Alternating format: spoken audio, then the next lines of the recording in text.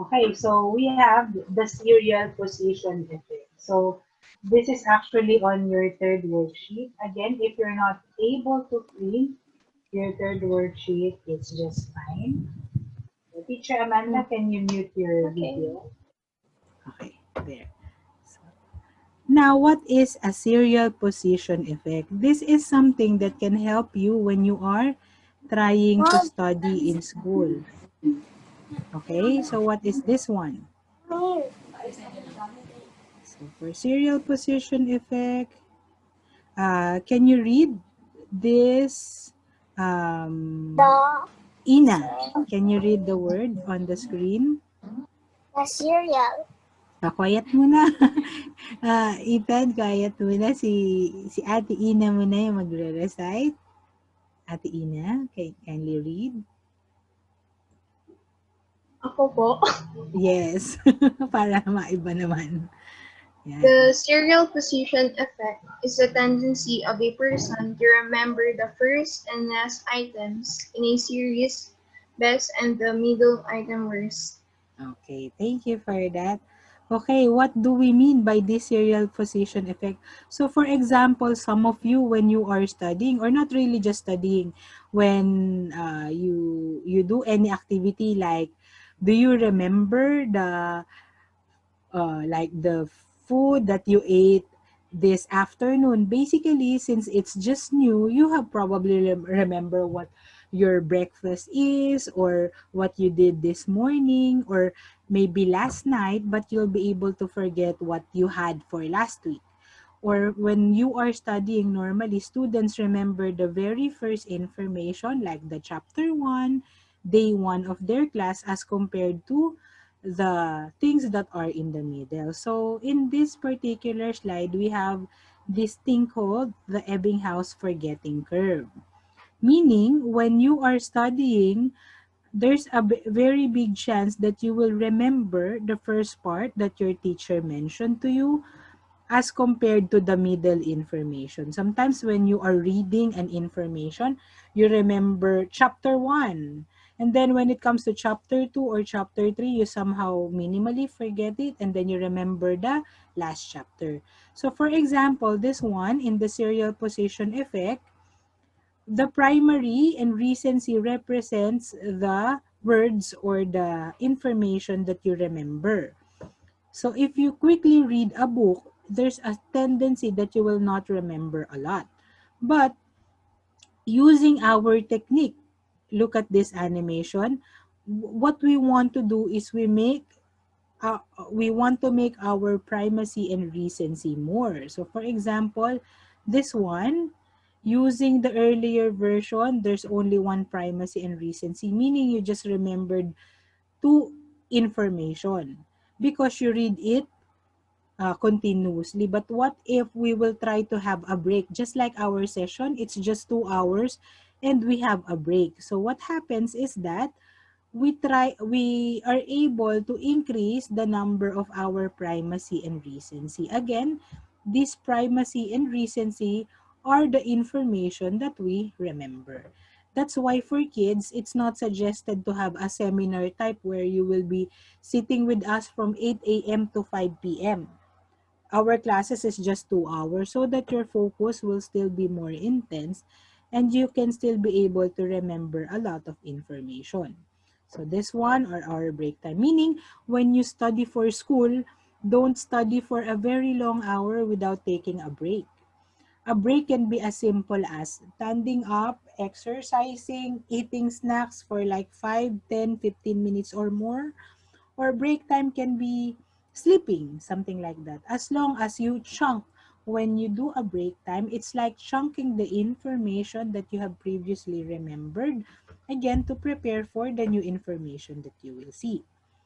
So now we will also discuss the different types of memory. So the different types of human memory for the first part, we have sensory memory, short-term memory, long-term memory, and working memory. So what is the difference between all these four? Sensory memory is the memory that we remember through our senses. For example, there's a needle. You accidentally touch a needle. You feel pain, a sudden pain. That's called a sensory memory. Or if you are naughty, your parents do something like this, your parents pinch you, it's sensory memory because you just remember it for a few seconds. Okay, if you hear like sound of the animals and then you remember it through your senses, of course that's sensory memory. Short-term memory are the lessons that you study in school that you are not able to convert yet to long-term memory. Or what did you eat last week? What is the color of the shirt that the person you saw yesterday? That's those things are kind of short-term memory. Long-term memory are the lessons that you remember for longer time, like for several weeks or months already, or even years, meaning the information has transferred to your long-term memory. And also, for working memory, it's the information that you remember presently. Now, I'm speaking, right? And while I'm speaking, you are trying to absorb the information. So those things are kind of short-term memory. Working memory. Or for example, you ask the telephone number of your friend or another person. While you are trying to remember it, while you are trying to store it in your brain, it is our working memory. Okay? When you are talking to another person and you are trying to remember what that person is saying, that's also a kind of working memory. Next, we have, so the different types of long-term memory, we have the implicit and explicit memory. Implicit memory or unconscious memory. So what are the examples of implicit memory? It includes procedural memory. Like when we are eating, we don't exert so much effort when we hold the spoon and fork. We know that using spoon and fork, we put the spoon in our mouth, we use the fork to help us get the viand or the ulam. Or when we are writing, you don't exert a lot of effort when you are writing because you have learned it since you're a kid. When we are drinking water, those who have sports like playing basketball, doing piano, cleaning the house, that's a procedure that you don't exert a lot of effort anymore since you have learned it when you are younger. So that's procedural memory. Okay, and then explicit memory or episodic memory is your ability to remember events or experiences. For example, what happened in your last birthday? What happened during your graduation? Or if you have a new sibling, the very important events that happened to your life. For example, you won a contest, that's called episodic memory. You remember events and experiences. Or when you are trying to practice how to use the bike and you suddenly crash or you suddenly fell from the bike and then you hurt yourself. It's a kind of experience, it involves emotions, so that's episodic memory. Lastly, we have semantic memory. It's your ability to remember facts or concept like when we are studying in school, when you are able to put those information like what we are discussing now, we are teaching you memory techniques. If you will be able to remember the memory techniques longer for like several weeks or even months, that is already called a semantic memory. Okay? So next, we have here a short activity. Those who have, again, those who doesn't have worksheets, there's a paper here. Have we discussed this? I think we've discussed, not yet. Okay. So can you write down number 1 to 10? And then there are options here. So 1 to 5 only. Write 1 to 5. There are options here. I will ask you which one is the correct logo or picture. Okay? So for those who doesn't have a printed worksheet on your scratch paper, write 1 to 5 and then choose the correct logo. Is it letter A, Looney Tunes, or letter B, Looney Tunes? Okay, for number 2, Tweety Bird's gender. Choose if you think Tweety Bird is a male, write letter A. Letter B, if Tweety Bird is a female. So just write down the answers. Just the same as blue. Ethan, can you write letter A and letter B? Coach AB. Coach Yes AB. po. Yes po. Yes, Dominic. Yung nakikita ko lang po ay 1, 2, 3 lang po. Yes. 1, 2, 3 lang. And then the next will be, the 4 and 5 will be on the next page. So, ito yung sa next page. Yung Okay. others lang, 1, 2, 3, baka hindi pa tapos mag-answer. So, Ito po yan. Sinabi niya sa so akin 1, 2, 3. Ayan. Ayan. So, 1, 2, 3. Again, 1, 2, 3. Is it A, B, 2, A, B, 3, A, B? So, you'll be seeing the name of Coach AB so many times. Okay. So, those who are done with this page, thumbs up, just like this, so that we can move on to number 4 and number 5.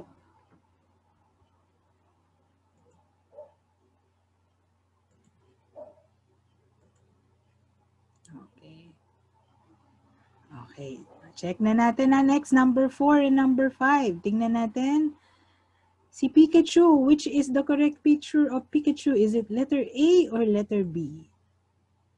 And lastly, for quiet lang. No.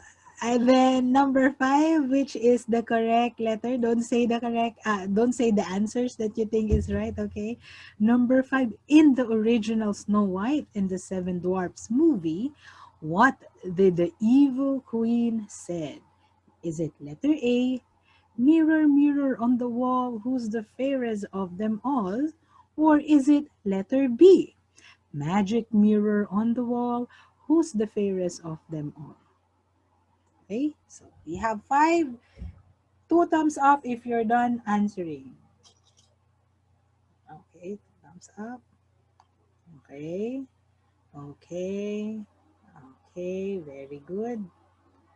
So, si Rugine and Ina na lang, okay na ba? Ay, nakita ko na yung iba. Rugine, okay na? Are you done? Okay, Ina. So, everyone is done. Blezaira, already thumbs up. So, nakita ko na din. Now, let's try to answer. Who answered letter A for number 1? Raise your hands. Who answered letter A for number 1? Let's see. Who answered letter B for number 1? Okay, so the correct answer for number 1 is letter B. Well, very good, kids. Some of my students before, they answered letter A. So check if you answered letter B.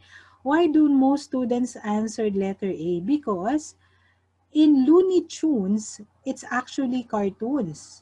A lot of people watch it and see cartoons. That's why sometimes their brain think that it's Looney Tunes, not Looney Tunes. But the correct answer is letter B. Okay, next. This is quite challenging for some of you. Maybe you don't know the answer of this one.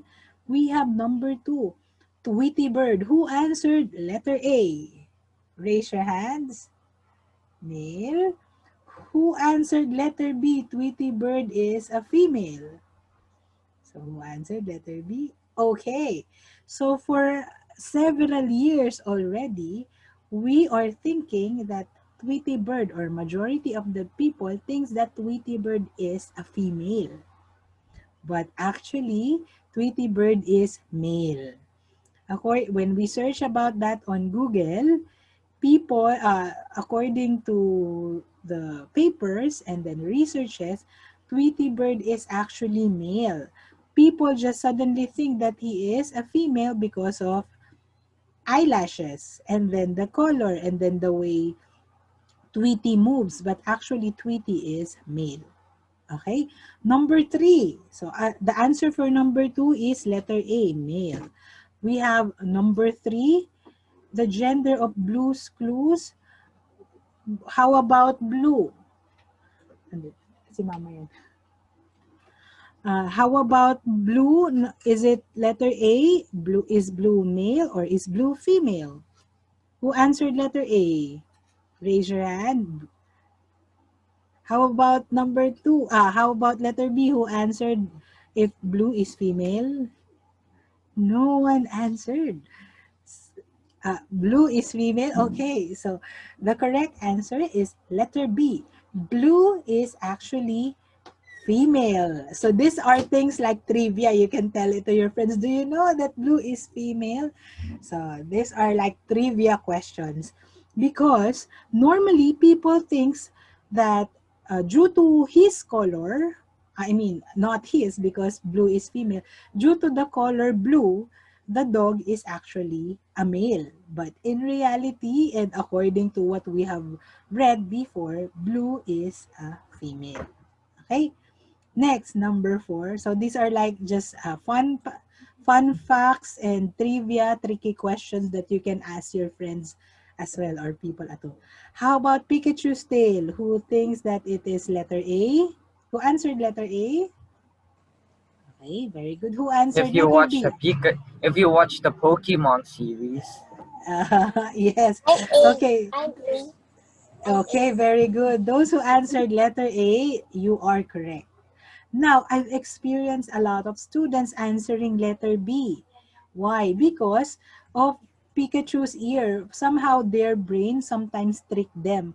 Because Pikachu has a black ear at the end, their brain thinks that the tail also has a color black. But in reality, the correct answer is letter A. Okay.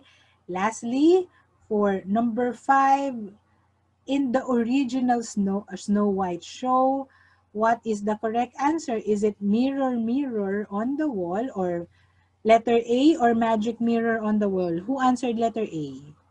Me. Who answered letter B? I answer Okay, letter B. B. okay. The correct answer is letter B. Magic mirror on the wall. For the longest time, even me when I answered this one first, my answer is letter A. Mirror, mirror, there are even cartoons depicted from this one and there was a song titled Mirror, Mirror on the Wall. So I think the correct answer is letter A. But when we search about it and in the actual movie, in that classic movie, the evil queen said magic mirror on the wall. So what happened? It's like sometimes your brain tricks you when you see an information or when you hear an information, you feel like it's real, but in reality, maybe because of the different changes with the information or from where you heard it, sometimes the data changes or the actual thing changes. Okay, what is that called when you're try to no need to write your answer your score because this is just like a fun fact or activity. Okay, so this is actually called a Mandela effect.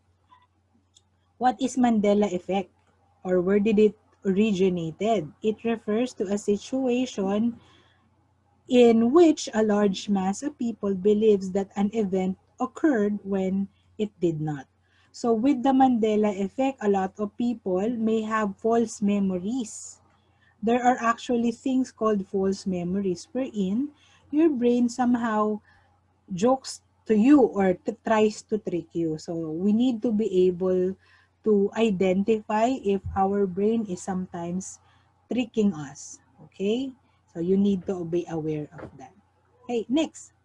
We have, since, hold on. We have like 30 minutes remaining.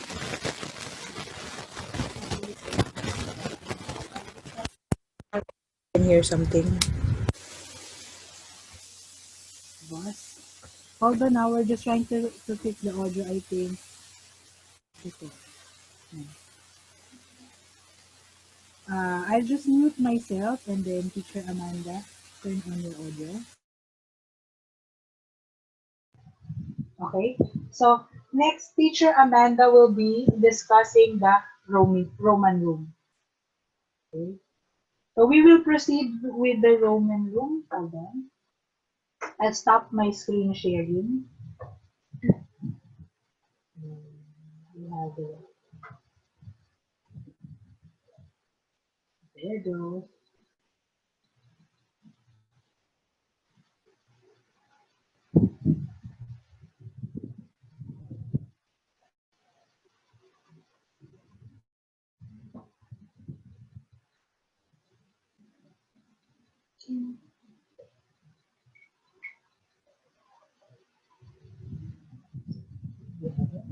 The PowerPoint. Right. Wait for a few moments. Teacher Amanda is still opening the PowerPoint for me.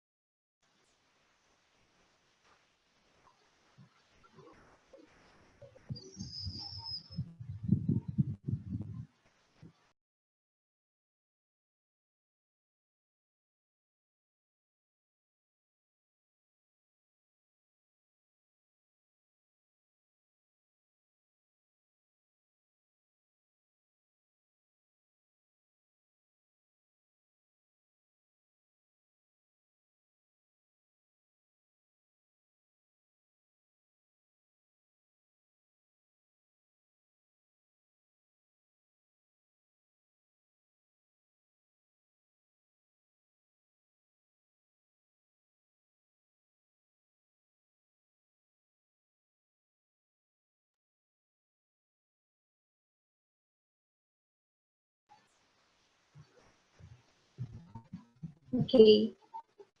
So our next topic will be all about the Roman room. So what is Roman room all about? Is it an effective way for remembering ordered lists and functions by imagining a room? So Roman room, you can also use this method when you remember words like earlier or a certain ordered list of words by using a certain rule. So we have here an actual example of a Roman room. Okay, so here it is. So here is an example of Roman room. So 1 is a door. So here it is labeled as number 1. 2 drawers. The one in the blue color. 3 is working table. Then 4 is bed. 5 is a cabinet. And then 6 is a sofa. Or yes, sofa. And then 7, window. 8 is TV. 9 is a mini table, and then 10 is a carpet. So here in Roman room, it is composed of 10 locations. So Roman room can be used in, like what I've said, in remembering words, certain words, or ordered words using this room. So if we use 10 location here in Roman room, but later on we can use more than 10 location, but it is not just called Roman room. But for now, we will gonna be using just this Roman room. So how the Roman room works. So here we will start from our first location, which is the door. So you can start, for example, like what I said earlier, I'll give you a word. Number 1 is a bicycle. So like an association method, you can combine the location, here is a location, and then the word that you will try to remember. So 1 is a door. Your location is a door, and then your word is a bicycle. Or let's change it. 1 is door, and then your word is a flower. So you'll remember that in front of your door there is a pot of flower. So if you can, or if the word is just a flower, you can remember like a type of flower, a certain type of flower. You can remember a rose or a sunflower, but technically the image is a flower. Okay, so the first one or first location is door, and then for the second location, drawers. it is the same method as that we do in number one. So for drawers, if the word that I gave to you is a plate, you can imagine that on the top of the drawer there is a plate full of foods. Okay? In addition to what teacher Amanda is saying, for Roman room, you will learn how to use your own house. We can use the playground, the mall, the parking lot, whatever place that you have visited, your school, to remember any kind of list or enumerated information. So the technique in Roman room that not many people know is that you can actually put a number in every corner of a place that you have visited. For example, for this particular activity that we will do today, each one of you will put will imagine your own room. For example, some of you are in the kitchen or in the living room or in your bedroom, just like this one. I'll try to move on to the next slide, right? We will try to use it to remember 10 traits of a great leader, but this thing might be too much for you, so maybe we will try to remember images first. Imagine this is just an example of a Roman room, so we will erase this. Then imagine that this blank area is your own room, like it can be your own room or the place where you are seated right now, so you can immediately use it. Imagine the place where you are sitting right now. Put a number in each corner. For example, normally I start with number one, door, meaning door doesn't always like this one. In our example, number one is a door. So you cannot, you don't always have to put door as your number one. It can be the bed, it can be the electric fan, or whatever. What you just need to do is put a number around the things that you can see. Don't put things that are very close to each other. The suggested is you can use furnitures, table, or television, as long as they have a distance of 1 meter, meaning one arm, or a few more. Okay? So this is the guide. We will mute ourselves up and then write down 1 to 10. I think to discuss this better or to have a question, we can all move to the breakout room again.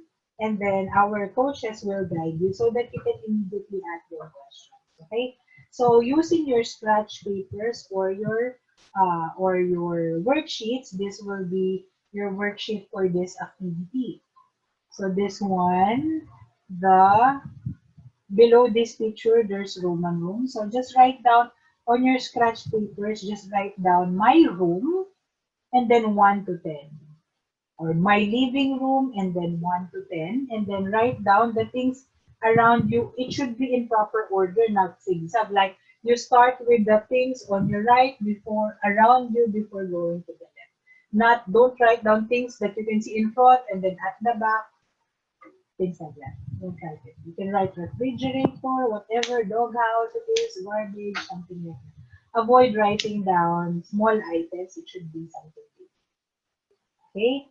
So I'll bring you to Roman room so that our teachers can assign you better. So close all rooms and then open all rooms. Hmm.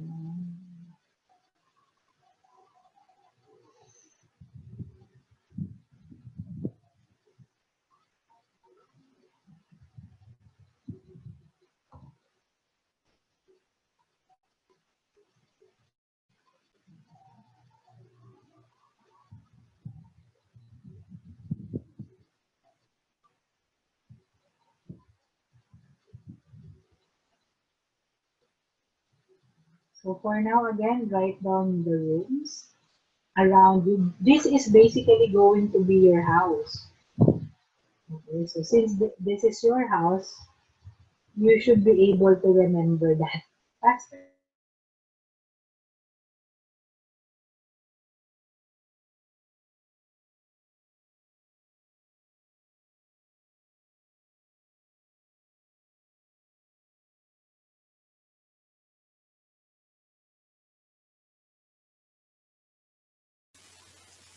Ina, clear ba yung audio ko? Naglolo ko kasi kanina. Clear na ba?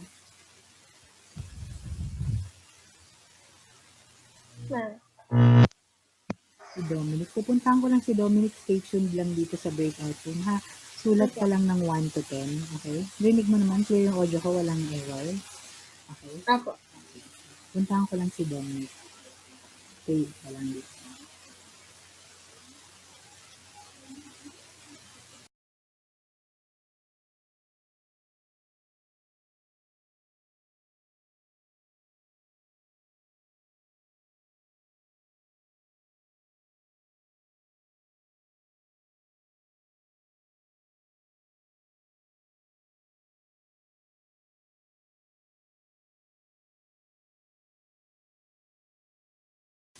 Ina, balik na lang tayo sa main room natin kasi nandun yung mga kasama mo sa group. So, doon na lang tayo. Total 2 kids naman yun. I think you'll be the one to finish early. Okay? Sa main room na lang tayo.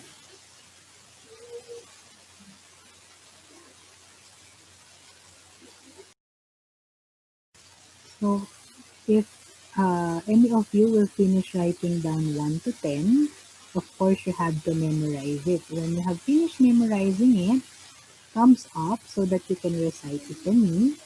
And then I will randomly ask what's number 5, what's number 7. So you need to remember all the places around your house in proper order. Okay?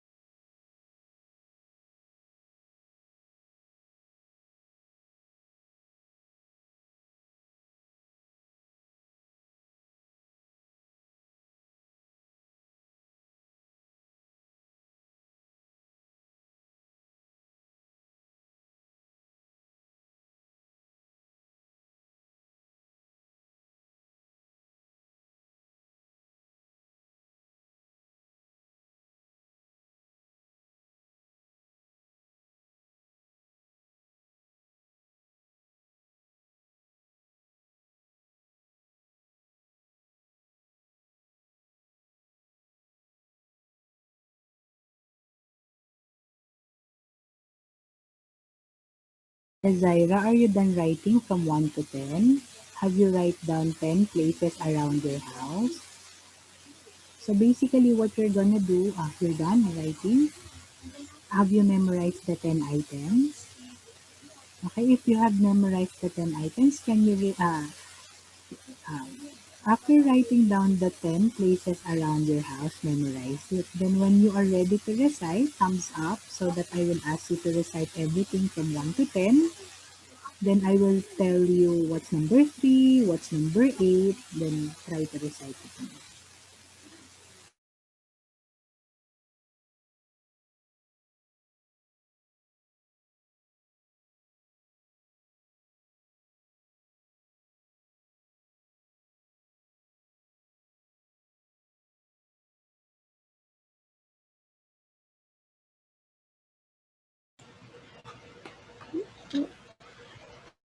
Coach. Coach.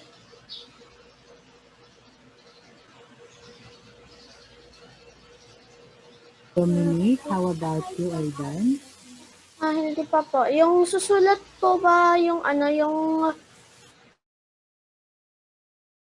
house doon or Okay, yung Ina, house po for your dito. Dahil kasi camera, can hindi ko, you move oo. it a little bit downward so that I can see your face better? Because I can just see your hair now.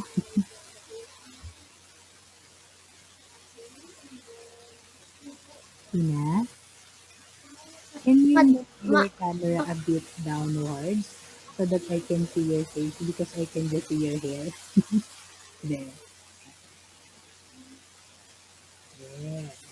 mada, an, Hey, Dominic, whenever you're ready hindi, to recite, ano po yung gagawin po okay? yung dito, yung i-recite po ba yung house po namin or I yung think you're speaking but I house po cannot dun hear sa your ano? audio. Ah, sorry. I put ano pala. Naka-on na po. Sorry. Oo. I turn my volume solo pala.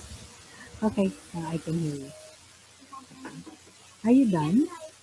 Coach, hindi Yes. pa po. Pero coach, hindi ko po ikaw narinig. Kaya hindi ko po alam kung ano po yung anuhan ko po. Yung house ko pa po or yung ano lang po, yung house dun sa worksheet. Yung house po dito Ah, or yung house okay. ko po.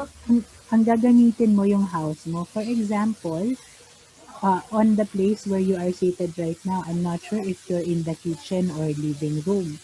So what you're gonna do is put a number in every corner of the place where you are seated right now. Like maybe your number one could be a door, or number two could be a kitchen, anything that is around you, as long as should be in proper order, okay? So basically, this will just be your house, so it will be easier for you to remember, okay? Okay. Yazaira, are you done? Do you already have 1 to 10?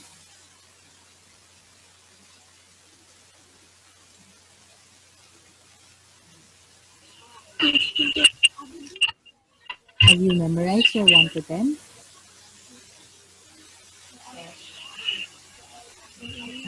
Can you recite your number 1 to number 10 to me, Yazaira? Uh, Again, can you start with number 1? I was not able to hear your number 1. Louder.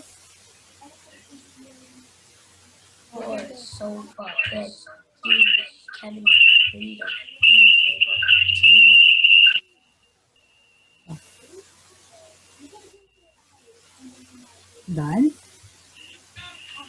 What's your number 4?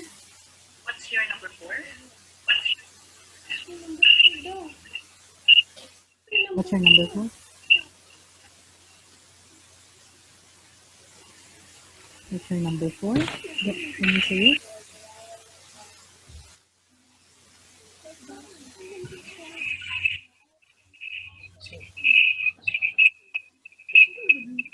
It's your own house. Don't worry. It's your own house or it's your own place. So it's not gonna be that hard to remember it next time. Okay. Again, what's your number 4? Can you recite it for Blazaira? Then,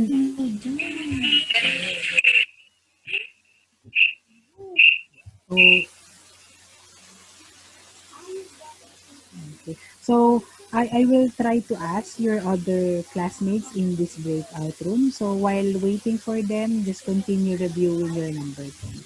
Hi for Ina. Are you done, Ina? Okay, can you recite it to me? I'll mute myself because we are in the same room with teacher Amanda, so you probably hear her as well. So, Ina, can you recite your 1 to 10? Sasabihin pa po ba yung number? Number 1, drawer. Number 2, bookshelf. Number 3, bed. Number 4, study table. Number 5, TV. Number 6, window. Number 7, mirror. Number 8, clock. Number 9, guitar. And number 10, printer. Good. Very good. Okay, what's your number 6? Number 6, TV. Number 2, Bookshelf. number 5, Study table. okay, number 9, Guitar. okay, and then can you recite it from number 10 going to number 1?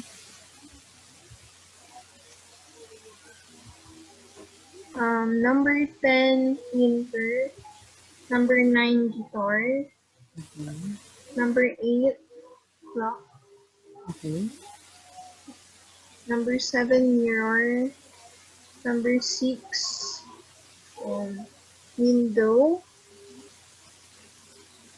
Number 5, TV. Number 4, study table. Number 3, bed. Number 2, bookshelf. And number 1, drawer. Okay. Next, Dominic. Thank you for that, Ina. Dominic, are you done? Sige. Don't worry. You continue writing 1 to 10 whenever you're ready. So, for others, just relax for now. Again, we will try to use your 1 to 10 to remember a set of information. Okay?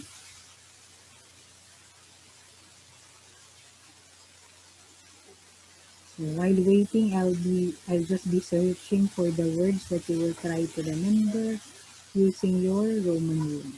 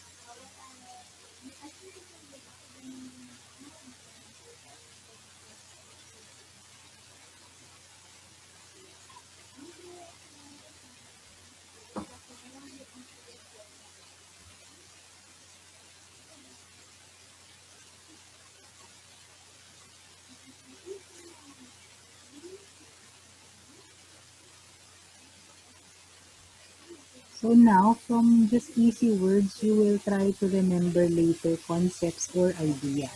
Okay? So this one will be very useful for people who do reporting in classroom.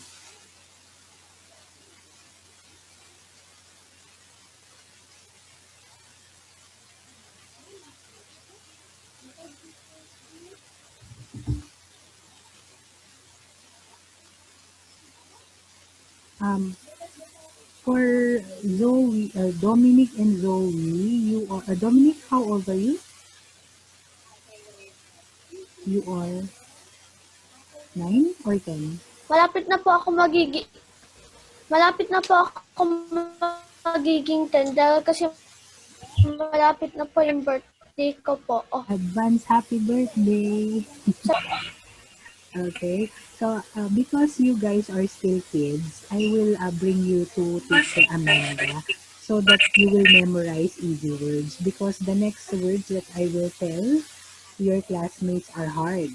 Okay, so I'll bring you to Teacher Amanda so that you'll remember just easy words for now, and then um, for your other classmates, they'll be trying to remember more challenging words. Hold on. I just sent something to teacher Amanda. Just relax for now.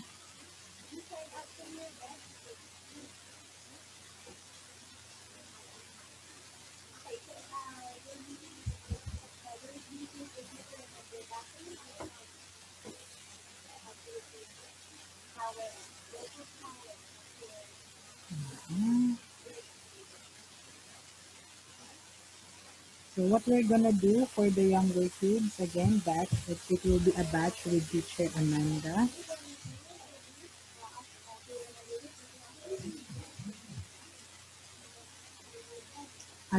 You're done? Sige, before I bring you to teacher Amanda, recite your 1 to 10 to me, Dominic. door, sofa, TV, bathroom, shower, cabinet, bed, dining table, water dispenser, pool. Okay, can you recite it Ayun nga without lang po. looking at the paper? Can you recite it without... Door, sofa, TV, bathroom, bed, ay cabinet bed, and dining table, water dispenser, pool. Okay, these things that you are doing is actually called memory palace. Why? Because it's like a palace in your brain. That's why it is called the memory palace. The basic is Roman room, where you have to make 10 places, but the advanced level of this will be the journey method, where you will use your whole house, even your whole community or your whole school, to remember more information. But for today, we will just start with 10 information. Okay? So again, for this particular activity, we will bring you to Dominic and Zoe. I will transfer you to Teacher Amanda for the kids version of this one. And then for Ina and Dwayne, just stay here. We will try to remember something more challenging that is suitable for your ages. Okay?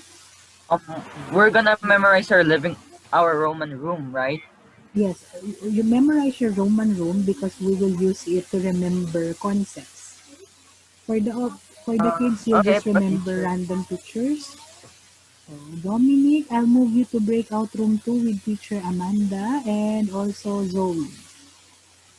So just click breakout room 2.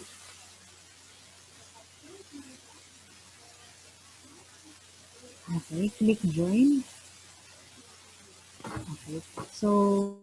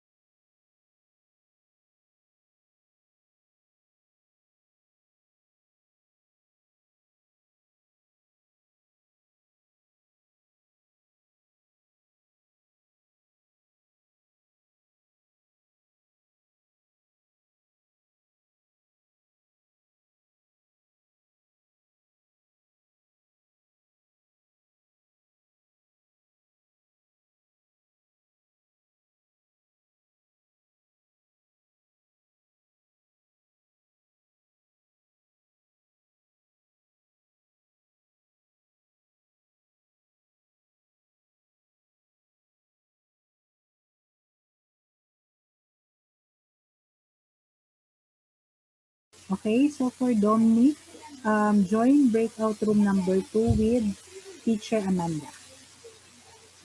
Okay. So in the breakout room number 2, there will be teacher Amanda, Ethan, and Dominic. Coach, pero wala pa po yung breakout room na na pop out. Ah, wala pa. Sandali ah. Oo. I'll try to break out, move, and then, how about now? Nakita mo na? Wala pa. Okay. Dun sa baba mo, may nakikita ka ba dyan na more? Baka meron dyan more and then breakout room. Wala pa.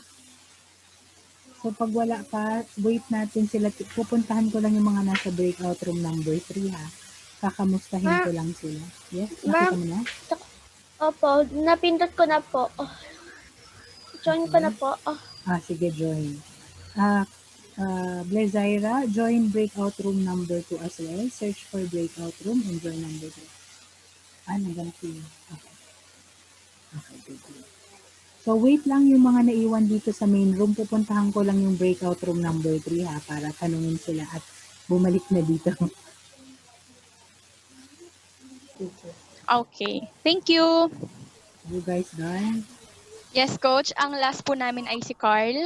Okay. Ilang taon ka na, Okay, Carl? Carl. Ilang taon na si Carl? 9. 9, Okay. Coach. 9. Teacher Andrea, iiwan ko sa'yo si Carl. Jalil, go back to the main room. Kasi Mm. hinati natin yung group. Yung mga kids, they can't memorize hard words like integrity, excellent decision-making skills. So, meron akong sinend sa group natin. You ask Carl Mm. to remember random items. Pili ka lang ng 10 doon. Ha? Okay, coach. Yung Sige dito po. after that end class na tayo. So, Jalil, let's But, go back to Roman, to the main room. okay. Anyways,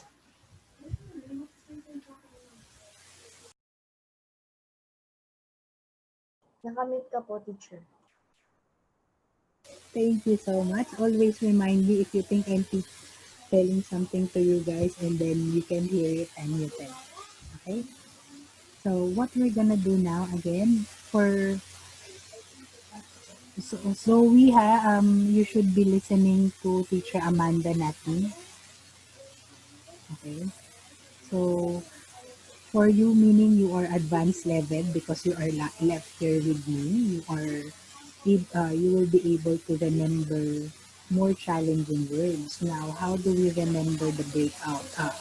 How do we use the Roman room to remember information? In school, do you have class reportings? Like when your teacher will give you a task that you have to remember? Meron, di ba? No, magre-report kayo sa klase, you have to present something and maybe sometimes your classmates are reading information on paper. It's gonna be better if you will remember information without even reading it. So how do you use your Roman room? First, can you guys read this out loud? One. So one, unmute yourself. For Rin, since you are in the same room with your kuya, to avoid feedback, I think you can still read it. No, don't worry about about you being muted because I can probably hear you. So for the rest, you can unmute yourself and read this one by one. Ready, go. One, integrity. Can you read it out loud, guys? Okay, begin. Integrity, Two. excellent decision-making skills, or EDMAS. Okay, the reason why I'm asking you guys to read this is because when you just see this information, it's just visual. But if you read it on your own, it becomes visual and auditory. Number three, Ability to Ability to focus, number four, leverages experience, number five, commanding commanding presence, presence. number six, braces Embraces change, change. number seven, Brand brand champion, champion. eight, big Big thinker, thinker. nine, Subject subject matter matter expert, expert. number 10. Never quit. never quit. Okay, so ito daw yung 10 traits ng great leaders, alright? Imagine from basic things that you just need to remember, like before you just try to remember apple, rainbow, bicycle, hamster, that's very kiddie.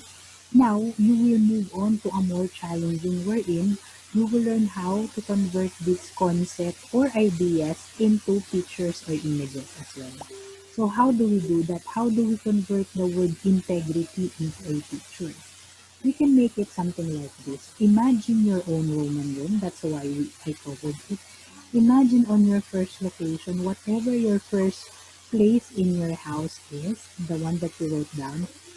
If you know the word integrity, you can imagine a leader that you know standing in your room.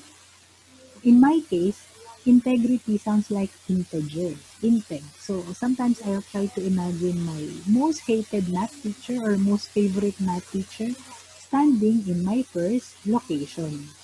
The different numbers is called location. The different numbers in your Roman room is called location. So either you imagine this number line representing integers for integrity. Okay? Integrity number one. Okay, imagine your hated teacher or most loved teacher teaching about integers. Integers sounds like integrity. Okay? Or again, if you know a leader who has integrity, imagine that leader standing in that place. Number two, excellent decision-making skills. Because it's very long, I tried to use mnemonics again. Sorry, I'll just close my Facebook. Many people sends me messages. Okay, so where is that? Hold on. So again, for number 2 is excellent decision-making skills. Why is my image this one hammer? Because this symbolizes the excellent decision made by the judges. So imagine holding a hammer, hammering your second place. Whatever it is, hammering your second place. Okay? Excellent decision making skills. Okay? Then, excellent decision making skills. I use acronyms to help me remember this better. Third, on your third location, again, you all have different locations. So imagine, since you all have different locations, imagine on your third location, there's a magnifying glass symbolizing your ability to focus. On your third location, you're holding a magnifying glass. You're looking for something in that specific place. Ability to focus. Okay? Next, we have number 4. Lever for leverage experience. A great leader daw, they know how to leverage experience, meaning they don't do the task alone. They hire people to help them finish the job so that they can maximize success. Like in my case, I don't teach all of you guys alone. In order to help you better and produce a better output, I hire people. I hire staff to help me run the business. Like in PLDT, there's Manny Pangilinan, and then other people like in the PR, they have lawyers, marketing experts, installers, contractors, etc. to help them improve their business. So lever sounds like leverage experience. Number 5, on your fifth location, no matter what it is, imagine a commander standing there, saluting you, commanding presence. Okay? Commander, commanding presence. Okay? So let's try to check it again. Again, what is number 1? Let's review what's number 1. And then you'll notice me, I don't continue to number 10 immediately, right? Like what Win said earlier, we chunk the information to make it shorter before proceeding with the next one so that your brain will not overload. What's number 1 again? Okay, Win, what's number 1? Integrity. Okay, very good. Number 2. Okay, so sige, Win, continue. Edmas. EDMA. So what is EDMA? So what does that stand for? What does EDMA stands for? Anyone? Okay, correct. So see, long words na hindi tayo single words. Nasa advanced level ko. So, EDMA's excellent decision making skills. Okay, Eugene and Jalil na sundan. Okay, excellent decision making skills. Number 3, Ability to focus po. yun, ability to focus. Very good. Number 4, this is not very common to people yet. So, read number 4. Leverage experience. Leverage experience. Number 5, kay Jalil naman. CP, Jalil, let me hear your voice. Yeah, tama. Jalil, let me hear your voice. What's number 5? CP, yung acronym natin. CP is? May nakatayong. Tingnan natin. Do you remember? Sige. So, Rin, ano yung number 5?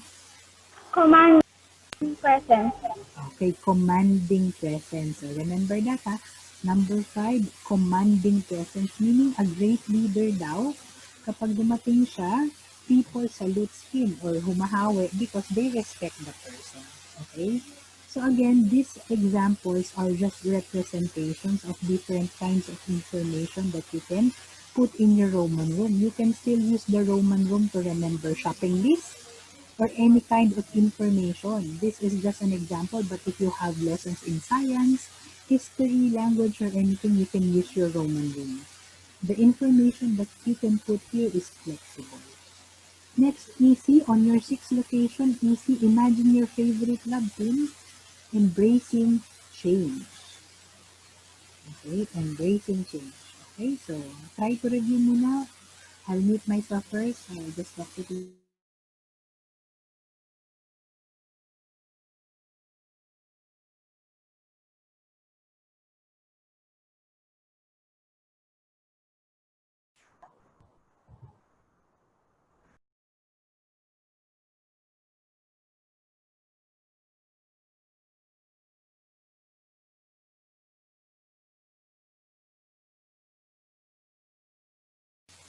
So number six again, embracing change.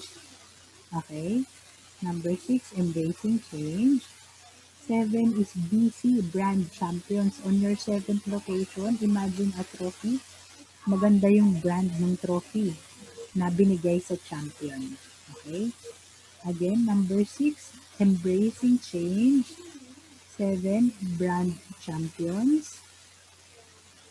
Eight, we have, on your eighth location, there is a cat. Ang iniisip ng cat, isa siyang lion. A great leader is a big thinker. Okay? Number 9, on your ninth location at home, SME, subject matter expert. Yung great leader daw, expert sa kanyang subject. What's that subject matter? SME, subject matter expert. Lastly, number 10, on your 10th location at your house, on your Roman room, never quit. Imagine people striving hard, but they never quit, so they reach the top eventually. Okay, let's review again. What's number 6? Easy is, Embracing change po. okay, very good. Number 7, BC. Brand champion. Okay, you can just recite it. No need to raise hands. Number 8, Big Big big big thinker. thinker. Very good. Number 9, subject matter expert. okay, very good. And then number 10, number Never 10, quit. never quit. Okay, next review again. What's number 5? Embrace commanding presence. Okay, number 4, Leverage. Leverage experience. leverage experience. Number 3, Ability to focus. okay, number 2, Excellent result. Excellent decision making.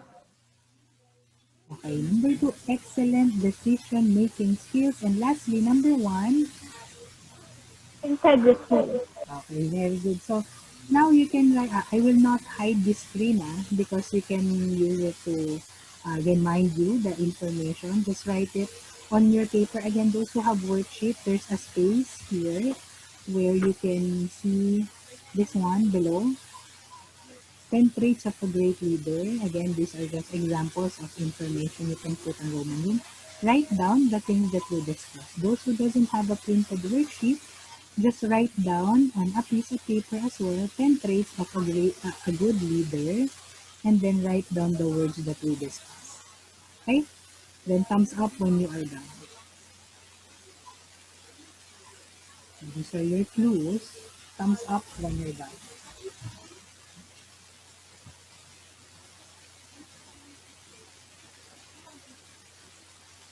Diyan lang muna ako.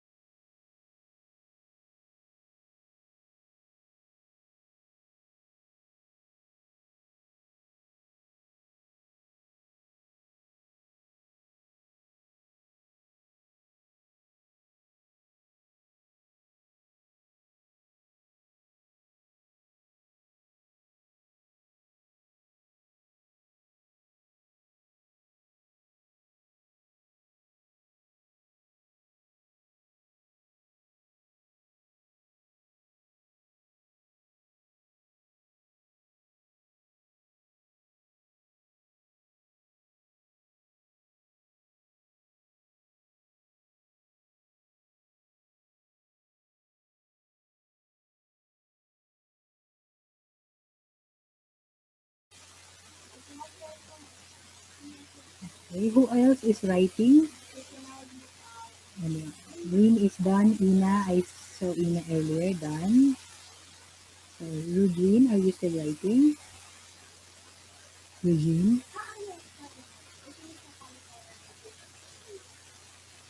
Opo, teacher. Let's just wait Um, for the... Yep.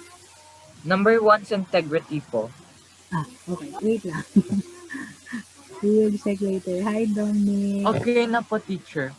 Okay. Bye, Dominic. Thank you. We just review again like what teacher Amanda said. Whatever you need to remember, you can put it on your Roman room. So for kids, you try to remember different information. So for adults, we were telling them that you can use your Roman room. For example, you need to buy things on the grocery or you have a task for the day, you have lessons in science, English, or math. Put it around your house visually. So it's like only you guys can see the information and not other people. Okay? So Dominic, we're done for this Saturday. Thank you and see you again next Saturday. Bye-bye. So this is just for Dominic. Kids, don't go out yet. We need to check the paper. So Dominic, you may leave the room now. Bye. Jalil, you're done. Are you done? Jalil, let's wait. Jalil is the only one writing now. Jalil, can you on your video? We can just see a black. Done? Okay, so let's check. No worries about this. No need. For me, your scores is not that important because what we need to get is if you are able to understand it. As long as you understand how to use the Roman, then that would be better. Again, what is our number one? What's number one? Integrity. Okay, Integrity. integrity. Correct. Number two. Excellent decision-making skills. Correct. Number three. Ability Ability to to focus. focus. Correct. Number four. Leverage Leverages experience. experience. Very good. Number five. Commanding Commanding presence. presence. Correct. Number six. Embracing Embracing changes. change. Number seven. Brand Brand champion. champion. Eight. Big Big thinker. thinker. Nine. Subject matter expert. Yes. Number 10. Never Never quit. quit. Diba? Parang brain hack to. You don't have to write down everything. You just put clues. The key is to convert a word or a sentence into a single picture or a double picture and then you can actually remember it. Plus, even if I randomly ask for example, what's number 6, you don't have to go back to number 1. As long as you remember the sixth place in your house, what's the sixth place in your house and imagine what we put there. So what's number 6? Embracing. Embracing changes. Embracing Diba? change. It's faster now. Okay, got it? Any questions? Very Wala good. So po, that's teacher. it for now. So, ayan na, nag-unti-unti. So, most likely on our next sessions, kasi unti-unti nang mag-i-increase yung difficulty eh. So, we might be on separate rooms kasi yung mga kids, they might not be able to understand this concept. We need to give them a simpler example. So, they will be going to our next teachers. Most likely, you guys who are adults, you'll be training. Okay? So that's it for now. Any more questions? If no more questions, thank you so much and bye-bye for Bye, teacher. bye-bye. Bye, Thank you so teacher. much. Bye-bye.